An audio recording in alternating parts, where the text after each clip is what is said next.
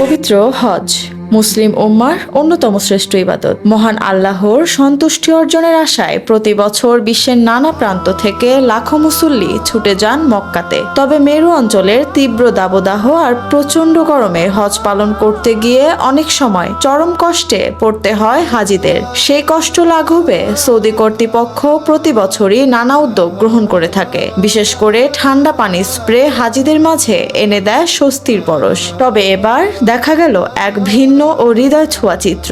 শুধু সরকারি ব্যবস্থাপনায় নয়, হাজিদের প্রশান্তি দিতে এগিয়ে আসছেন পুলিশ সদস্য, সিকিউরিটি গার্ড, এমনকি সাধারণ মানুষও। পবিত্র হজের এই মানবিক দৃশ্য ইতিমধ্যেই সামাজিক যোগাযোগ মাধ্যমে প্রশংসা কুড়িয়েছে। কাল থেকে শুরু হচ্ছে পবিত্র হজ, আর এর আগ মুহূর্তে সামাজিক যোগাযোগ মাধ্যমে ছড়িয়ে পড়া বিভিন্ন ভিডিও ছবিতে দেখা যায় হাজিদের গায়ে ঠান্ডা পানি স্প্রে করছেন দায়িত্বরত পুলিশ সদস্য, সিকিউরিটি গার্ড এবং স্বেচ্ছাসেবীরা। অনেকে এ উদ্যোগকে মানবতার অনন্য উদাহরণ বলেও মন্তব্য করছেন। প্রতি বছর হজ মৌসুমে মক্কার তাপমাত্রা অনেক বেশি থাকায় সৌদি কর্তৃপক্ষ হাজিদের নিরাপত্তা ও স্বস্তির জন্য নানা ব্যবস্থা গ্রহণ করে থাকে। এরই অংশ হিসেবে ঠান্ডা পানি স্প্রে, বিশুদ্ধ পানি সরবরাহ, ছায়াযুক্ত পথ এবং চিকিৎসা সেবা নিশ্চিত করা হয়। তবে এবার সাধারণ মানুষের অংশগ্রহণ পুরো পরিবেশকে আরো মানবিক ও হৃদয়াগ্রাহী করে তুলেছে।